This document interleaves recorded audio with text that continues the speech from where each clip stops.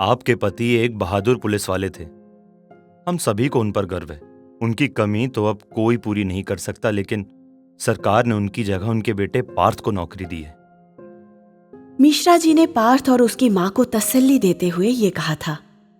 नौकरी की बात सुनते ही पार्थ को समझ में नहीं आया कि वो कैसे रिएक्ट करे। उसकी मां ने उसकी तरफ उम्मीद की नजर से देखा।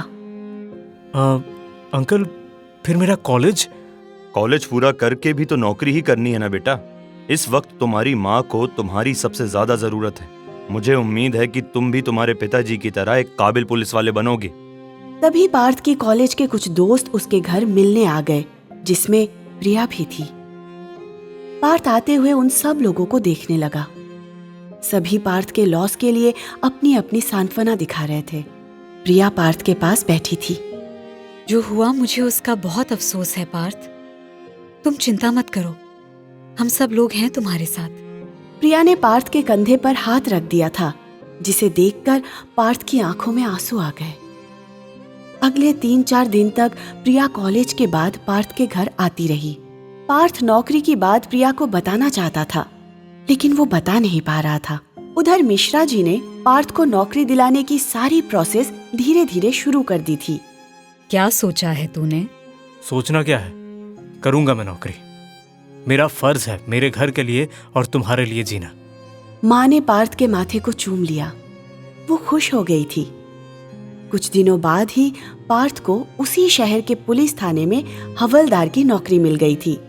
आज पहला दिन है नौकरी का, फिर भी अगर पढ़ाई करने का मन होगा तो साथ साथ वो भी कर लेना। अच्छे से मन लगाकर काम करना बेटा। पार्थ पुलिस की वर्दी में खूब जच रहा था। वो पहले दिन ड्यूटी पर पहुंचा। पूरे दिन उसे किसी ने कोई काम नहीं दिया। उसका मन बिल्कुल नहीं लग रहा था। सर, मुझे क्या ड्यूटी करनी है? आज से ही सब काम कर लोगे क्या भाई? आराम करो कुछ दिन, बताते हैं क्या करना है। इंस्पेक्टर का इस तरह से एरोगेंटली आलस भरे एटीट्यूड से बात करना पार्थ को अच्छा नहीं लगा। फिर भी वो पहले दिन बिना किसी काम चुपचाप बैठा रहा। उधर जब से प्रिया को उसकी नौकरी के बारे में पता चला था, वो पार्थ का फोन नहीं उठा रही थी। पार्थ इस बात को लेकर भी परेशान हो रहा था। उसने एक बार फिर प्रिया को फोन करने की कोशिश की और उस बार परेशान होकर उसने फोन रख दिया। ओ भाई, तुझे ड्यूटी करनी थी ना? जा चाय लेकर आ सबके लिए। पार्थ को बहुत अजीब लगा। 1-2 हवलदार इंस्पेक्टर की ये बात सुनकर धीरे धीरे हंस रहे थे।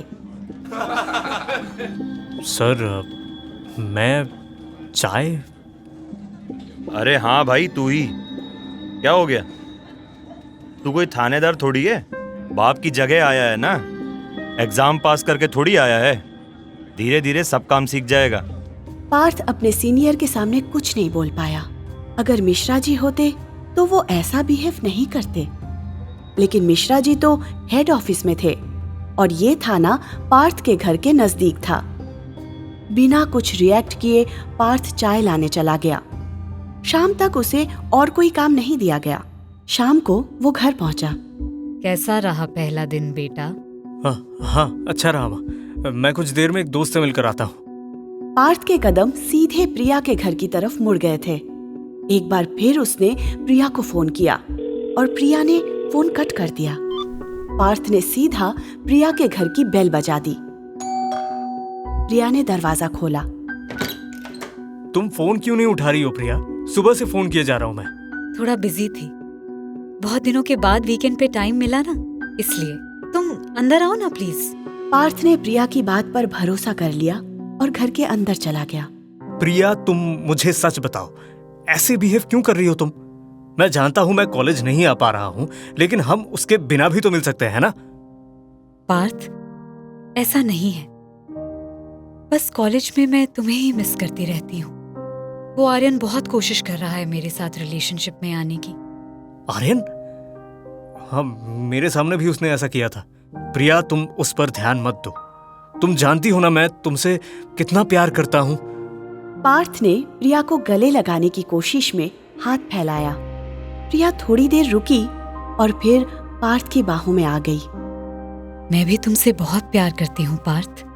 बस तुम मुझसे रोज मिलने की कोशिश किया करो ना।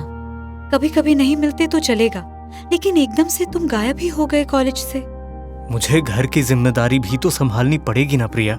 इस वक्त कॉलेज से ज्यादा मुझे उधर ध्यान देने की जरूरत है, इसलिए मैंने ड्रॉप करने का फैसला किया है। क्या ड्रॉप कर रहे हो? फिर आगे की पढ़ाई पार्थ? ऐसे तो सब लोग तुमसे आगे निकल जाएंगे। बस तुम मेरे साथ चलना, बाकी सबसे मुझे कोई मतलब नहीं है। प्रिया जैसे ही कुछ बोलने वाली थी कि पार्थ ने उसके होंठों पर होंठ रख दिए। कुछ देर दोनों ने किस किया। अचानक से प्रिया ने पार्थ को अलग कर दिया। पार्थ को भी लगा कि काफी देर से माँ घर में अकेली है। उसने उस वक्त वहां से निकलना ही बेहतर समझा। मुझे अब जाना चाहिए प्रिया, बाद में मिलता हूँ। बस तुम वादा करो कि तुम मेरा फोन हमेशा उठाओगी। प्रॉमिस। अपना ख्याल रखना। तुम भी। पार्थ ने प्रिया के माथे को चूमते हुए बाय कहा और वहां से निकलने लगा। तभी उसकी नजर वहां पड़े एक बैग पर पड़ी। ये बैग, ये तो आर्यन का है ना? ये यहाँ कैसे? मैं लेकर आई थी। वो आर्यन बहुत जिद कर रहा था। एक्चुअली मेरा बैग फट गया था, तो उसने अपना बैग मुझे दे दिया। और तुमने ले लिया? जबरदस्ती दे दिया ना पार्थ। कल वापस कर दूंगी उसे। सॉरी, तुम कॉलेज में होते तो ऐसा बिल्कुल नहीं होता। ठीक है प्रिया, लेकिन उससे थोड़ा दूर रहो प्लीज। इतना कहकर पार्थ प्रिया के घर से निकल गया। पूरे रास्ते वो ये सोचता हुआ जा रहा था कि कहीं कॉलेज छूट जाने की वजह से प्रिया उससे दूर ना हो जाए।